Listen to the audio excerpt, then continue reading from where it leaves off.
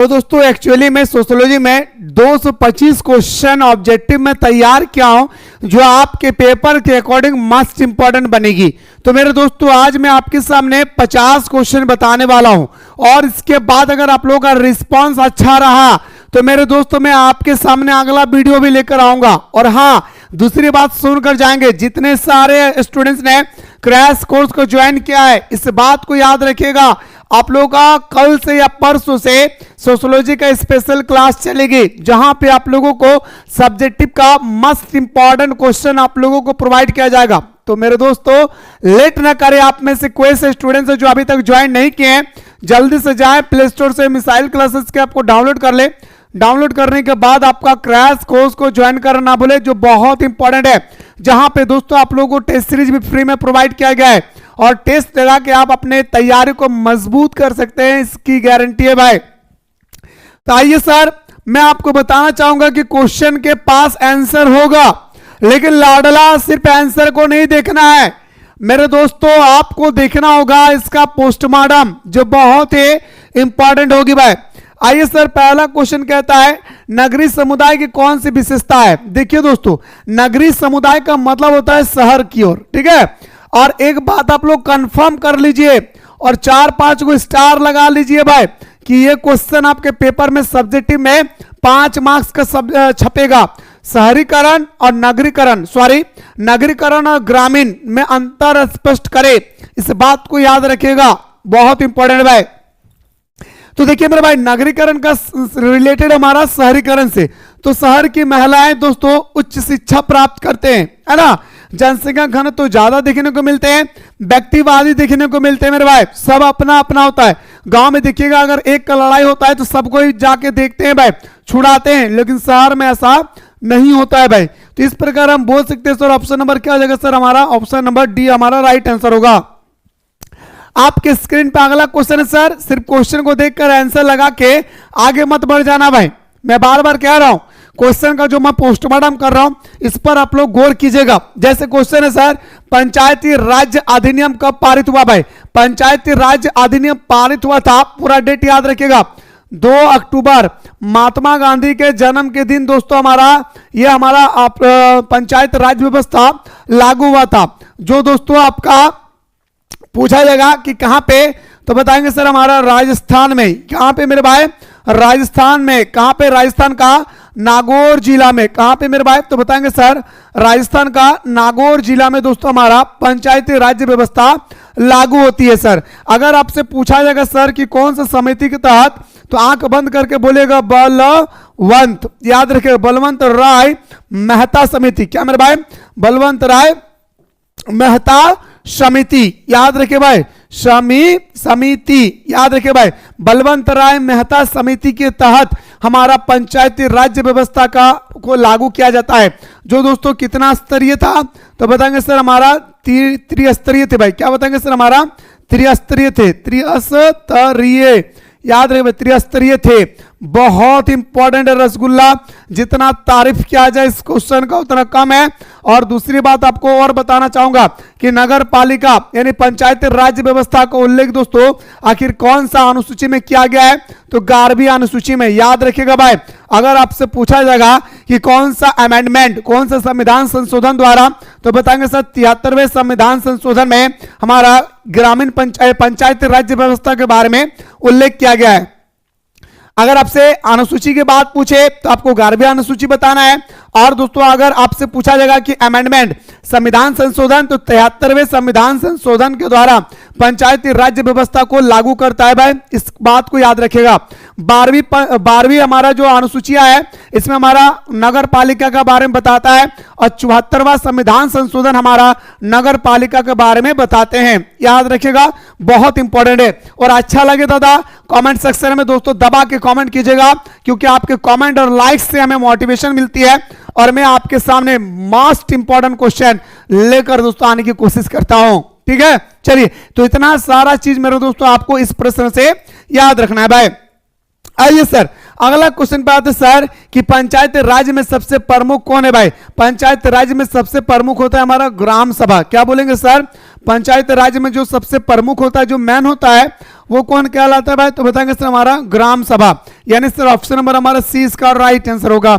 आपकी स्क्रीन पे अगला है सर, निम्नलिखित में से कौन संयुक्त परिवार की विशेषता है? थोड़ा ठहरिएगा, कुछ बोल रहा हूं सुनकर जाइएगा। आपके पेपर में एकल परिवार और संयुक्त परिवार, आपके पेपर में हूबहू क्वेश्चन छपेगी 5 मार्क्स का। कंफर्म कर लीजिए, संयुक्त परिवार और एकल परिवार में अंतर स्पष्ट करें, या संयुक्त परिवार की क्या क्या विशेषता है उल्लेख करें। ये क्वेश्चन दोस्तों आपके पेपर में आपको D2 देखने को मिलेंगे। ठीक है, तो बताएंगे सर संयुक्त परिवार का आकार बड़ा होता है, सामान्य संपत्ति होती है, सामान्य निवास होता है, सब दोस्तों एक ही छत के अंदर में होते हैं भाई। संयुक्त परिवार में क्या होता है सर? हमारा सब एक ही छत में होते हैं। संयुक्त परिवार में दोस्तों एक हमारा बुजुर्ग व्यक्ति मुखिया होता है भाई, याद रखिएगा। बुजुर्ग व्यक्ति क्या होता है रसगुल्ला? तो बताएंगे सर हमारा मुखिया होता है। मेरे दोस्तों आपको मैं बताना चाहूंगा, आप लोगों के लिए स्पेशल व्हाट्सएप ग्रुप बनाया गया है, डिस्क्रिप्शन बॉक्स में व्हाट्सएप ग्रुप का लिंक दिया है। इस व्हाट्सएप ग्रुप को आप लोग जरूर ज्वाइन करना ना भूले भाई। ठीक है, निम्नलिखित में से पश्चिमीकरण यानी हमारा सामाजिक परिवर्तन का कारक है भाई। सामाजिक परिवर्तन का कारक क्या है? समाचार। आज हम लोग समाचार में देखते हैं कि फलाना जगह के लोग मैगी खा रहे हैं, चलो भाई हम लोग भी मैगी खाते हैं। आज हम लोग टेलीविजन में देखते हैं दोस्तों कि फलाना जगह के लोग इस तरह से ड्रेस पहना है, हम लोग भी इस तरह से ड्रेस पहने। रेडियो के माध्यम से भी हो सकता है सर। हमारा ऑप्शन नंबर हमारा क्या जगह सर? डी इसका राइट आंसर होगा। दूसरी बात सुनिएगा, पश्चिमीकरण की देन किसका है मेरे भाई? तो बताएंगे सर हमारा यूरोप कॉन्टिनेंट, यूरोप महादेश का देन है भाई। पश्चिमीकरण किसकी देन है सर? तो बताएंगे सर हमारा यूरोप महादेश का देन है हमारा पश्चिमीकरण। ठीक है, चलिए सर आपके स्क्रीन पे अगला क्वेश्चन है सर, क्वेश्चन नंबर आपके सामने 6 है कि परियोजना कार्य के कौन से चरण है भाई? फटाफट बताइए, परियोजना कार्य के कौन कौन से चरण है? तो बताएंगे सर हमारा अध्ययन विषय का चुनाव, अध्ययन परिविधि का चुनाव, तथ्यों का संकलन करना और सर प्रतिवेदन प्रस्तुतिकरण करना। यानी सर हमारा ऑप्शन नंबर ई इसका राइट आंसर होगा भाई। ठीक है, मैं जानबूझ के ऑप्शन नंबर ई डाला हूं भाई, आपके एग्जाम में ई नहीं होगा, डी ही होगा। ये 4 चीज जो होती है वो हमारा परियोजना कार्य में, प्लानिंग वर्क में दोस्तों हमारा देखने को मिलता है, इसलिए मैं एक अलग सा ऑप्शन डाल दिया हूं, ऑप्शन नंबर ई। आपकी स्क्रीन पे अगला है सर कि कांग्रेस पार्टी की स्थापना कब हुई? आपके पेपर में D2 आएगी भाई। थोड़ा सा मेरे दोस्तों इसके बारे में सुनकर जाएंगे, बहुत प्यारा सा क्वेश्चन है भाई। 28 दिसंबर, पूरा डेट याद रखेगा, 28 दिसंबर 1885 में कांग्रेस पार्टी की स्थापना होती है मेरे दोस्तों। किसके द्वारा? तो A.O. ह्यूम के द्वारा स्थापना होती है। कहां होता है भाई? याद रखिएगा कहां होता है? तो बताएंगे सर मुंबई में एक यूनिवर्सिटी था, मुंबई में एक यूनिवर्सिटी था मेरे दोस्तों, उसी में हमारा कांग्रेस पार्टी की स्थापना होती है। मेरे दोस्तों अगर आपसे पूछा जाएगा कांग्रेस पार्टी का पहला महिला अध्यक्ष कौन थे? Annie Besant. याद रखिए, क्या बोलेंगे सर? Annie Besant, Besant. याद रखिए भाई, कांग्रेस पार्टी का पहली महिला अध्यक्ष कौन थे भाई? Annie Besant. कांग्रेस पार्टी का प्रथम भारतीय मेरे दोस्तों महिला अध्यक्ष पूछा जाएगा। पहले मेरे दोस्तों आपसे पूछा जाएगा सिर्फ कि कांग्रेस पार्टी का महिला अध्यक्ष कौन थे प्रथम? तो एनी बेसेंट। लेकिन भारतीय में अगर पूछा जाएगा कि भारतीय कांग्रेस पार्टी का भारत में पहला महिला अध्यक्ष कौन था, तो क्या बताएंगे मेरे दोस्तों? सरोजिनी नायडू। क्या बोलेंगे सर? सरोजिनी नायडू भारत का प्रथम कांग्रेस पार्टी का अध्यक्ष महिला के रूप में नियुक्ति किए गए थे हमारा सरोजिनी नायडू को, जिसे भारत का कोकिला के नाम से भी जानते हैं भाई। भारत का कोकिला किसे कहा जाता है? सरोजिनी नायडू को। सरोजिनी नायडू को भारत का कोकिला किसने कहा था? महात्मा गांधी ने कहा था भाई। किसने कहा था? महात्मा गांधी ने सरोजिनी नायडू को भारत का कोकिला कहा था भाई। इसको याद रखेगा दोस्तों, याद रखेगा। कई बार पूछा जाता है लखनऊ अधिवेशन कब हुआ था?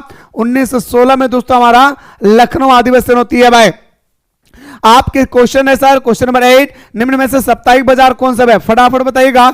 जो सप्ताह में एक बार लगता है उसे हम लोग साप्ताहिक बाजार बोलते हैं भाई। सिंपल सा क्वेश्चन है सर, जो सप्ताह में एक बार लगता है इसे हम लोग साप्ताहिक बाजार कहते हैं भाई। आपकी स्क्रीन पर अगला है सर, लैंगिक विषमता का किन्हें सामाजिक सूचक कहा जाएगा? लैंगिक विषमता का किन्हें हम लोग सामाजिक सूचक मानते हैं? लाडला, यह आपसे पूछा गया भाई। सामाजिक सूचक किसे मानते हैं रसगुल्ला? सामान्य संपत्ति अधिकार की पृथकता। यानी सर हमारा ऑप्शन नंबर क्या जगह सर? घरेलू हिंसा। क्या बोलेंगे सर? हमारा ऑप्शन नंबर ए इसका राइट आंसर होगा। क्या होगा सर? ऑप्शन नंबर हमारा ए इसका राइट आंसर होगा। क्या होगा सर? हमारा ऑप्शन नंबर ए इसका राइट आंसर हो जाएगी। लैंगिक विषमता का किन्हें सामाजिक संसूचक कहा जाता है? घरेलू हिंसा का। ठीक है, चलिए सर आपके स्क्रीन पर अगला क्वेश्चन है सर, भारत में सांप्रदायिकता का मुख्य कारण कौन सा भाई? सांप्रदायिकता आपके पेपर में D2 मेरे दोस्तों 3 अंक का प्रश्न छपेगा भाई, याद रखिएगा, 1-2 का नहीं भाई, 3 अंक का प्रश्न छपेगी भाई। आखिर दोस्तों सांप्रदायिकता किसे कहते हैं? थोड़ा सुन के जाइएगा। सांप्रदायिकता का मतलब होता है वह व्यक्ति जो अपने धर्म को सर्वश्रेष्ठ माने और दूसरे धर्म के प्रति घृणा उत्पन्न करे, ऐसा व्यक्ति को हम लोग सांप्रदायिकता कहते हैं भाई। ठीक है, चलिए सर अब आते हैं सर सांप्रदायिकता का मुख्य कारण क्या है? राजनीतिक स्वार्थ। नहीं भाई, आज नेता लोग अपने रोटी सेकने के लिए हमें और आपको लड़ा रहे भाई, हिंदू मुस्लिम को आपस में लड़ा रहे भाई। कौन? मेरे दोस्तों हमारे नेता लोग। यकीन मानिए जिस दिन आप अपने पवित्र ग्रंथ को पढ़ लेंगे, हिंदू हमारा मेरे दोस्तों जो हिंदू है उनका पवित्र ग्रंथ कुरान गीता है, मुस्लिम है कुरान, बाइबल मेरे दोस्तों आपका क्रिश्चियन का, जिस दिन आप पवित्र ग्रंथ को पढ़ लेंगे, यकीन मानिए दोस्तों आप धर्म के नाम पे कभी लड़ाई नहीं लड़ेंगे मेरे भाई। इसलिए मेरे दोस्तों आप सभी को चाहिए कि हमें सिलेबस के साथ साथ जिंदगी के बारे में भी दोस्तों थोड़ा सा हमें स्टडी करना चाहिए, कल दिन जाके भी दोस्तों हम अपने धर्म के नाम पर लड़ाई ना लड़े। समझ रहे भाई? यकीन मानिए मेरे दोस्तों आप सभी को पता होगा आज ग्रेजुएशन 4 साल का हो गया भाई। क्यों? कारण है दोस्तों सरकार चाहती है कि स्टूडेंट्स को इस कदर उलझा के रखना है कि वो हमसे नौकरी का मांग ही ना करें। सरकार चाहती है कि हम जनता को इस तरह से उलझा के रखें, हम इस तरह से लड़ा के रखें कि हम लोग सामान को बेचे, सामान को खरीदे, या हम पूरा भारत को लूट ले, जनता को पता तक ना चले। इस कारण से हम आपस में लड़ाते हैं, लेकिन हम लोग ना समझ है ना भाई। चलिए सर आप लोग ऐसा नहीं है भाई, मुझे पूरा विश्वास है भाई। आइए सर, सूचना अधिकार अधिनियम पारित किया गया भाई। सूचना अधिकार अधिनियम पारित किया गया था दोस्तों 15 जून 2005 को भाई। कब पारित किया गया भाई? तो बताएंगे सर हमारा 2005 को हमारा सूचना अधिकार अधिनियम पारित किया गया था भाई। ठीक है, चलिए आपकी स्क्रीन पे अगला है सर, थोड़ा सा इस क्वेश्चन को दोस्तों सुनकर जाएंगे, बहुत प्यारा सा क्वेश्चन है। 4-5 चीज बता रहा हूं इस क्वेश्चन से रिलेटेड। मैं ये बात इसलिए कह रहा हूं क्योंकि पेपर में छपेगा नहीं, छपेगा ही। क्या क्वेश्चन छपेगा सुनकर जाइएगा। हरित क्रांति का संबंध किससे है भाई? तो हमारा कृषि से भाई, याद रखिएगा। हरित क्रांति का संबंध किससे है भाई? तो कृषि से। ठीक है भाई, आइए मेरे दोस्तों हरित क्रांति की शुरुआत हमारा 1960 के दशक में होती है भाई। सबसे पहले क्वेश्चन आप लोग ये जानिए। दूसरी बात जानिए हमारा तीसरी पंचवर्षीय योजना, याद रखिए भाई, तीसरी पंचवर्षीय योजना के तहत हमारा हरित क्रांति की शुरुआत होती है भाई। तीसरी पंचवर्षीय योजना के तहत हमारा हरित क्रांति की शुरुआत होती है। हरित क्रांति में सफल राज्य कौन था? तो बताएंगे सर हमारा सफल राज्य की हम बात करें पंजाब और हरियाणा। कौन थे भाई? पंजाब और हरियाणा। और दोस्तों सबसे ज्यादा कौन से फसल पर ध्यान दिया गया था? गेहूं। सर आप बताइए हमारा हरित क्रांति का जनक किसे कहा जाता है? तो doctor S Swaminathan, S Swaminathan. याद रखिए भाई, क्या बोलेंगे सर? एस स्वामीनाथन। अगर आपसे पूछा जाएगा कि विश्व में हरित क्रांति का जनक, विश्व में हरित क्रांति का जनक किसे कहा जाएगा सर? हमारा विश्व में हरित क्रांति का जनक किसे कहा जाएगा? तो बताएंगे सर डॉक्टर बर्लॉग को। किसको कहा जाएगा मेरे भाई? बर्लॉग को। याद रहे लॉग, बर्लॉग को कहा जाता है दोस्तों विश्व हरित क्रांति का जनक। इतना सारा चीज आप लोगों को दोस्तों हरित क्रांति से संबंधित याद रखना है। दुग्ध उत्पादन सबसे ज्यादा कौन सा राज्य में होता है भाई? उत्तर प्रदेश में। दूध उत्पादन मेरे दोस्तों जिसे हम लोग श्वेत क्रांति, जी हाँ मेरे भाई, श्वेत क्रांति के नाम से जानते हैं भाई। दुग्ध उत्पादन, दुग्ध उत्पादन यानी श्वेत क्रांति। श्वेत क्रांति के जनक कौन है भाई? वर्गीस कुरियन। कौन है भाई? श्वेत क्रांति का जनक कौन है लाडला? वर्गीस कुरियन। फिर से सुन लीजिए, श्वेत क्रांति का जनक कौन है मेरे रसगुल्ला? वर्गीस कुरियन। फिर से सुनिए, श्वेत क्रांति का जनक कौन है मेरे रसगुल्ला? वर्गीस कुरियन। ठीक है, चलिए आपके स्क्रीन पे दोस्तों इतना सारा क्वेश्चनों का आंसर है, इसे आपको दोस्तों प्यारे तरीके से दोस्तों याद कर लेना भाई। आपके स्क्रीन पर अगला क्वेश्चन है सर, आदिवासी महासभा एक संगठन था भाई, किसका? संथालों का दोस्तों हमारा आदिवासी महासभा एक संगठन है भाई। संथाल विद्रोह कब हुआ था सोर? तो बताएंगे सर 1855 को हमारा संथाल विद्रोह होता है, जिसका नेतृत्व हमारा सिद्धू कान्हू और मुर्मू कान्हू ने दोस्तों किया था भाई। सिद्धू और मुर्मू ने किया था भाई, याद रखिए संथाल परगना के क्षेत्र में हुआ था। चलिए सर अगला क्वेश्चन पे आते हैं सर, क्वेश्चन नंबर नेक्स्ट पे आते हैं, राजमोहिनी आंदोलन संबंधित है भाई। राजमोहिनी आंदोलन हमारा जनजातीय आंदोलन से संबंधित है भाई, किससे मेरे भाई? तो बताएंगे सर राजमोहिनी आंदोलन हमारा जनजातीय आंदोलन से संबंधित है, किससे मेरे भाई? तो बताएंगे सर हमारा जनजातीय आंदोलन से संबंधित है, यानी सर हमारा ऑप्शन नंबर हमारा बी इसका राइट आंसर होगा। आपके स्क्रीन पे अगला क्वेश्चन है सर, क्वेश्चन नंबर आपके सामने है, दिल्ली में सिखों के विरुद्ध दंगा किस वर्ष हुआ था? सबसे पहले जानिए दोस्तों इस दंगा को क्या कहा गया?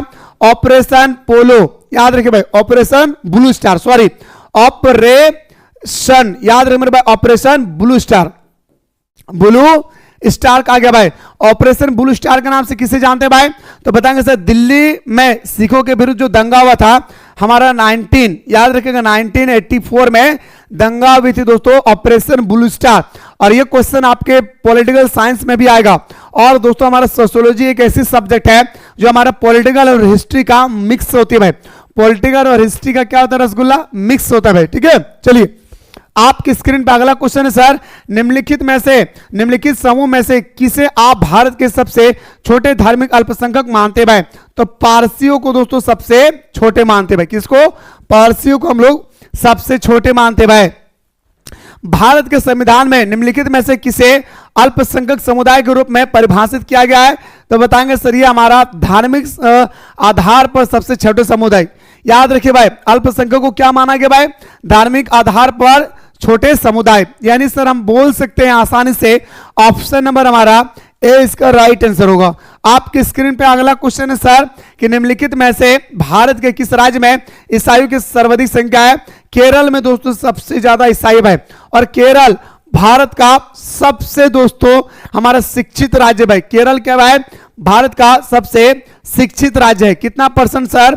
97% दोस्तों क्या भाई? शिक्षित है, यानी हमारा 100 व्यक्ति में 97 को व्यक्ति पढ़ा लिखा है, 3 को अनपढ़ है भाई, ठीक है।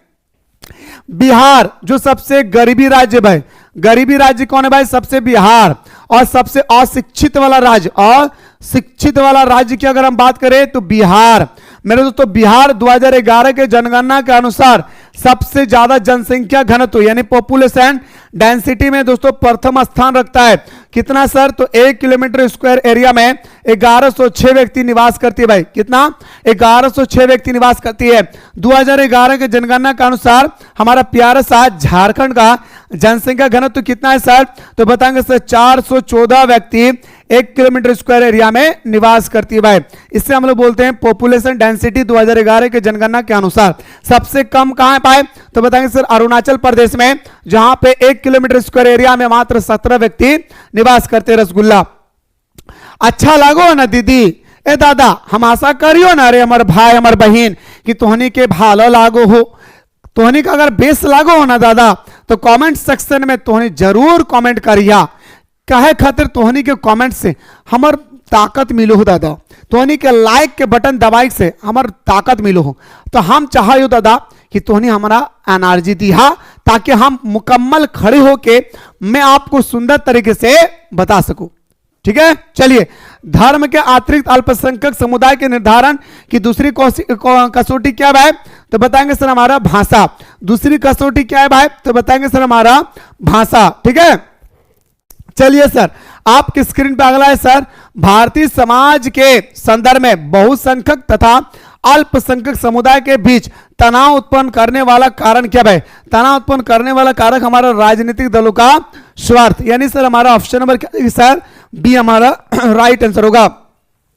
अगला क्वेश्चन पे आते सर, और मैं तो चाहता हूं दोस्तों एग्जाम हॉल घुसने से पहले जो मेरे द्वारा 225 क्वेश्चन जो तैयार किया गया है, ये सारे 225 क्वेश्चनों को मेरे दोस्तों आप सभी को चाहिए कंप्लीट कर लेना भाई, ठीक है ना। क्वेश्चन नंबर 21 है भाई, भारत सरकार ने सबसे पहले एक अल्पसंख्यक आयोग की स्थापना किस वर्ष किया था? तो 1978 में। कब किया था मेरे भाई? 1978। और 1978 में ही दोस्तों हमारा 44वां संविधान संशोधन हुआ था। याद रखिएगा, जहां पे दोस्तों 44वां संविधान संशोधन में हमारा पहले 7 गो मौलिक अधिकार था, अब दोस्तों हमारा 6 गो मौलिक अधिकार है। एक मौलिक अधिकार किसे हटाया गया है भाई? संपत्ति के अधिकार को मौलिक अधिकार से हटा दिया गया भाई 44वां संविधान संशोधन 1978 के तहत। इसे विधि अधिकार में रखा गया भाई। कहां पे रखा गया? विधि अधिकार अनुच्छेद नंबर 300 के क में रखा गया भाई। बहुत प्यारा सा क्वेश्चन है, इसे हमें और आपको पता होना चाहिए भाई। आपकी स्क्रीन पे अगला क्वेश्चन है सर, क्वेश्चन नंबर आपके सामने 22 है। निम्नलिखित में ऐसे कौन जनजाति नहीं है भाई? आपको बता दें कौन जनजाति नहीं है। देखिए दोस्तों, मुंडा जनजाति है, थारू जनजाति है, संथाल जनजाति है, पर गोप क्या भाई? एक टाइटल है भाई। नहीं बोलते विशाल गोप, है ना भाई? नहीं बोलते सूरज गोप, बोलते हैं नहीं दीपू गोप। तो ये हमारा गोप क्या है भाई? एक तरह का टाइटल लेता था। क्या टाइटल है? रसगुल्ला। ओके, चलिए आपके स्क्रीन पे अगला क्वेश्चन है भाई, क्वेश्चन नंबर 23 है सर। उराव जनजाति किस राज्य के निवासी है भाई? आपसे पूछा गया कि उराव जनजाति किस राज्य के निवासी है भाई? तो झारखंड का। झारखंड दिवस कब मनाया जाता है दोस्तों? कमेंट में जरूर बताइएगा। लेकिन झारखंड का गठन याद रखिएगा दोस्तों 2000 ईस्वी में हुआ था। और मैं आपको बताना चाहूंगा मेरे दोस्तों, झारखंड का गठन नवंबर के महीना में हुआ था। आप बताएंगे दोस्तों किस महापुरुष के जन्मदिन के अवसर पर हमारा झारखंड का गठन किया गया था? कमेंट में जरूर बताएंगे भाई, ठीक है। चलिए, युवा संगठन पाया जाता भाई। युवा संगठन हमारा जनजातीय समाज में पाया जाता भाई। युवा संगठन का बहुत ही प्यारा तरीके से दोस्तों आपको जनजातीय संगठन में देखने को मिलेंगे। आपकी स्क्रीन पे अगला क्वेश्चन है सर, कौन समस्या जनजातीय जीवन से संबंधित नहीं है भाई? कौन सी समस्या? मेरे दोस्तों, जनजातीय समुदाय के जो होते हैं ना भाई, संथाल हो, थारू हो, मुंडा हो या गोंड हो, इन लोगों के अंदर में ना भाई कभी भी छुआछूत देखने को नहीं मिलेंगे भाई। क्या? छुआछूत कभी देखने को नहीं मिलेंगे। यानी सर हमारा ऑप्शन नंबर क्या आ जाएगा सर? ए हमारा राइट आंसर हो जाएगा। आपकी स्क्रीन पे अगला क्वेश्चन है सर कि बहुपति विवाह किस जनजाति में पाया जाता है? सबसे पहले तो दोस्तों आप लोग जानिए कि विवाह कितने प्रकार के होते भाई। बहुपति विवाह हमारा टांडा, यानी हमारा दोस्तों ऑप्शन नंबर क्या हो जाएगा सर? सी इसका राइट आंसर होगा। अगला क्वेश्चन पे आते हैं सर, देखिए परिवीक्षा विवाह, विवाह का एक प्रकार है भाई। किसका? तो जनजातीय समाज का है भाई। और मैं आपको बताना चाहूंगा जितने सारे स्टूडेंट्स ने क्रैश कोर्स को ज्वाइन किया है, 1 से 2 दिन के अंदर में आप लोगों का स्पेशल क्लास चलेगी सोशियोलॉजी का। मैं बहुत सारे सब्जेक्टिव क्वेश्चन को अरेंज किया हूं एंड ऑब्जेक्टिव क्वेश्चन को भी अरेंज किया हूं, ठीक है।